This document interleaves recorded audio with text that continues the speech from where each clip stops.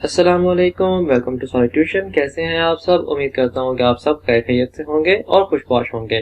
मैं आपका मेजबान मोहम्मद सालिक असलम बात कर रहा हूँ। आज हम बात करेंगे स्टेट बैंक ऑफ पाकिस्तान के बारे में, जो कि स्कॉलरशिप दे रहे हैं और ये मेरिट बेस्ड स्कॉलरशिप दे रहे हैं। ये जो स्कॉलरशिप दे रहे हैं वो उन लोगों के लिए है जिनके जो वालिद साहब थे या जिनके जो पेरेंट्स थे वो पहले यहाँ पर काम करते थे। एम्प्लॉयज की बात हुई है, यहाँ पर फादर की जस्ट बात नहीं हुई। यहाँ पर एम्प्लॉयज की बात कर रहे हैं कि जो स्टेट ऑफ बैंक में पहले काम कर रहे थे या जो स्टेट ऑफ बैंक में अभी भी काम कर रहे हैं या जो स्टेट ऑफ बैंक में पहले काम कर रहे थे अब उनकी डेथ हो चुकी है, तो उनके जो बच्चे हैं वो इसके अंदर अप्लाई कर सकते हैं अप टू OG2। तो मतलब कि ये आप लोगों को अंदाजा होगा, जो बैंक में काम करते हैं उन्हें पता होता है उनके grades OG1, OG2, OG3, OG4 और इससे OG1 से भी लोअर होते हैं। तो मतलब कि ये स्कॉलरशिप जो है वो उन लोगों के लिए है जिनका ग्रेड OG3 से डाउन है। वो उन सब के लिए इसमें सारे लोग अप्लाई कर सकते हैं, चाहे आप इंटरमीडिएट से हैं, चाहे आप ग्रेजुएट से हैं, चाहे आप पोस्ट ग्रेजुएट लेवल से हैं, आप जिस भी लेवल पे हैं तो आप इसके अंदर अप्लाई कर सकते हैं। तो जैसा कि मैं पहले आपको बता चुका हूँ, इसके अंदर जो डिसिप्लिन है वो इंटरमीडिएट का डिसिप्लिन है, वो ग्रेजुएट का डिसिप्लिन है और पोस्ट ग्रेजुएट का डिसिप्लिन है।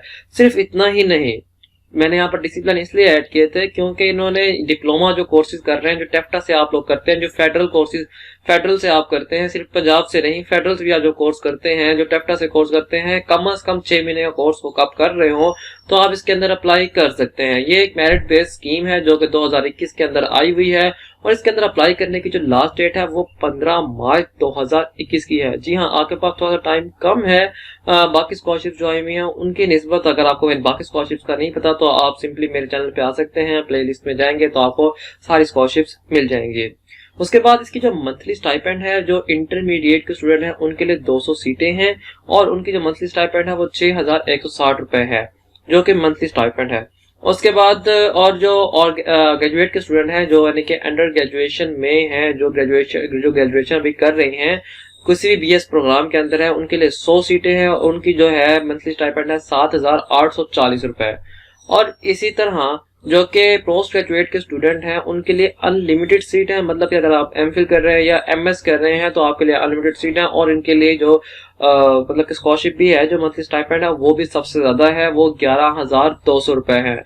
जी हाँ, वो 11,200 रुपए अगर आप MPhil कर रहे हैं तो ऐसे ही है कि जैसे आपकी फीस ही बिल्कुल माफ हो चुकी है और एक मंथ मतलब के 12 आपका एक सेमेस्टर होता है 6 महीने का और 6 महीने में आपकी फीस आराम से निकल सकती है। उसके बाद अब इसका एलिजिबिलिटी क्राइटेरिया क्या है, जैसा कि मैं पहले बता चुका हूँ कि ऐसे एम्प्लॉयज जो कि रिटायर हो चुके हैं, जो मतलब के खुदा न खास्ता वफात हो चुकी है, उनके जो बच्चे हैं और जो अभी काम कर भी रहे हैं, जिनके अभी एम्प्लॉयज हैं, जो अभी भी स्टेट ऑफ बैंक के अंदर एम्प्लॉयज हैं, वो उसमें अप्लाई काम इसमें यानी कि इनके जो स्टूडेंट्स हैं वो उसमें अप्लाई कर सकते, sorry I am really sorry, उनके जो बच्चे हैं वो उसमें अप्लाई कर सकते हैं। और उनके जो मतलब के जो चिल्ड्रंस हैं, अगर उन्होंने इम्तिहान पास किया हुआ है B ग्रेड के साथ या मिनिमम 60% मार्क्स के साथ, मैट्रिक, इंटरमीडिएट, ग्रेजुएशन या कोई भी डिप्लोमा कोर्स जो आप टेफ्टा से करते हैं या फेडरल से करते हैं, तो वो भी एप्लीकेबल है। उनके लिए बहुत कम स्कॉलरशिप्स आती हैं। ये बहुत अच्छा मौका है इन ऐसे लोगों के लिए जो टेफ्टा से कोर्स कर रहे हैं या जो कि कोर्स कर रहे हैं फेडरल से, तो वो उसमें अप्लाई कर सकते हैं। इसके अलावा मतलब कि O लेवल और A लेवल वाले भी अप्लाई कर सकते हैं। आप क्वेश्चन यही पूछेंगे ना कि अगला सवाल यही होगा कि सर क्या इसमें O लेवल और A लेवल वाले भी अप्लाई कर सकते हैं? तो जी हाँ, इसमें अप्लाई कर सकते हैं। इनका जो CGPA है और जो CGPA जो in the case of CGPA and GPA and CGPA grade, student must provide the certificate from the relevant institute. मतलब ये बात है, फॉर एग्जांपल आप MPhil के अंदर हैं, इसमें अप्लाई करना चाहते हैं, तो आपने जो DMC देनी है वो आपने ऑफिशियल देनी है, जो मतलब के देनी फोटोकॉपी है, मगर दो तीन तरह की फोटो DMC होती है जो कि आपके पोर्टल से निकल आती है, वो वाली नहीं देनी जो आपके मतलब के जो आपके डिपार्टमेंट वाले देते हैं। और एक और होता है जो आपको मतलब के बाकायदा स्टैंप की हुई मिलती है यूनिवर्सिटी से, तो आपने वो वाली DMC देनी है।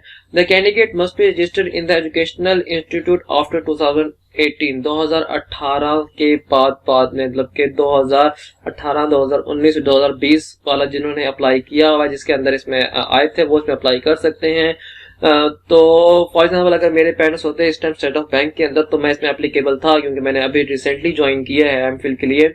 सो आप उस वक्त वो लोग अप्लाई कर सकते हैं जो 2018 के बाद मतलब के जिन्होंने एडमिशन लिया है। The students must not be getting any scholarship from any other source. बहुत ही सिंपल सी बात है कि अगर आप किसी और जगह स्कॉलरशिप ले रहे हैं तो इसके अंदर अप्लाई नहीं कर सकते। तो duration of the course must be mention in the application form. मैं आपको एप्लीकेशन फॉर्म थोड़ी देर में दिखा देता हूँ। वो आपको बकायदा तौर पर मेंशन करना है कि कितना महीने का है, कितने साल का है। तो minimum duration of the diploma course must be 6 month. अगर इससे कम होगा डिप्लोमा कोर्स तो आपको वो उस पर अप्लाई नहीं कर सकते। इसमें अप्लाई करने का बहुत ही सिंपल सा फॉर्म है। यहाँ पर आपने वेबसाइट चला जाना है, इसका URL मैं आपको डिस्क्रिप्शन के अंदर दे दूंगा। आपने डाउनलोड करना है, डाउनलोड करके प्रिंट आउट करवाना है, प्रिंट आउट करवा के आपने फिलअप करना है बिल्कुल उसी तरीके से जिस तरह मैं आपको बताने वाला हूँ थोड़ी देर के अंदर। तो उसके बाद आपने सबमिट करना है इस एड्रेस के ऊपर। या आपको एड्रेस आपके इस टाइम स्क्रीन पे आ रहा है, आप चाहे तो इसका स्क्रीनशॉट ले सकते हैं और मैं इसको डिस्क्रिप्शन में भी लिख दूंगा आप लोगों की आसानी के लिए। अब मैं दिखा देता हूँ कि आपने एप्लीकेशन जो फॉर्म है वो कैसे फिल करनी है। ये एक बहुत ही सिंपल सा फॉर्म है। मैंने इतने यानी कि सिंपल फॉर्म नहीं देखे। कुछ जितने होते हैं जो HEC के और PIF के होते हैं उसके अंदर 15-15 पेजेस के भी फॉर्म होते हैं। ये सिंपल एक पेज का आपको स्कॉलरशिप का आपने फॉर्म फिल करना है। इसका जो है URL आपको डिस्क्रिप्शन में मिल जाएगा। सबसे पहले आपने एम्प्लॉइज का नेम लिखना है with the index number and pin. ये आपके पेरेंट्स को पता होगा। अगर आपके पेरेंट्स काम कर रहे हैं, स्टेट ऑफ बैंक में जॉब कर रहे हैं तो उन्हें इस चीज का आइडिया होगा।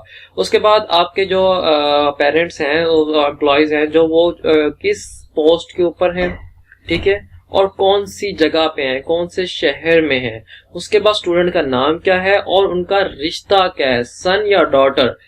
बहन भाई वाला हिसाब किताब नहीं है, कजन वाला हिसाब किताब नहीं है, सन या डॉटर में से। उसके बाद year of passing, matriculation, intermediate, graduation. अब आप पूछेंगे सर यहाँ मैट्रिक का लिखें या इंटरमीडिएट का लिखें या ग्रेजुएशन का लिखें। तो बहुत ही सिंपल सी बात है, आपने अपना जो रिसेंट आपने डिग्री की है उसके बारे में लिखना है। मिसाल के तौर पर मैं MPhil कर रहा हूँ तो मैं अब इसमें क्या लिखूंगा, मैं ग्रेजुएशन के एग्जामिनेशन का लिखूंगा कि मेरा ये साल था, मैंने इस साल इम्तिहान पास किया है, टोटल नंबर कितने थे उसके, फॉर एग्जाम्पल 4 CGPA थी, उसमें से ऑब्टेन मार्क्स कितने थे। उसके बाद फॉर एग्जाम्पल कोई भी आप कह रहे 3 पॉइंट समथिंग थी। उसके बाद परसेंटेज क्या थी, परसेंटेज आपकी DMC में लिखी हुई होगी। आपने इसके यहाँ से कैलकुलेट नहीं करनी, आपके पास DMC में लिखी हुई होगी अगर आप क्लियर कर चुके हैं ग्रेजुएशन एग्जामिनेशन तो। वरना इंटरमीडिएट का आपके रिजल्ट कार्ड में लिखी हुई होती है। और ग्रेड क्या था, ग्रेड भी लिखा हुआ आपको मिल जाता रहता है। प्रोविजनल सर्टिफिकेट अगर आप बनवा लें तो आपके प्रोविजनल सर्टिफिकेट पे, मैं उन लोगों के लिए बात कर रहा हूँ जो ग्रेजुएशन कर चुके हैं और इस टाइम MPhil में है, तो वो लोग प्रोविजनल सर्टिफिकेट बनवा लें। उनकी प्रोविजनल सर्टिफिकेट पे ग्रेड लिखा होता है, आपने वही ग्रेड यहाँ पे लिखना है। और क्योंकि यहाँ पे लिखा हुआ है attested copies of marksheet must be enclose, तो आपने ये साथ भेजनी है। कौन सी इंस्टीट्यूट से, बोर्ड से, यूनिवर्सिटी से।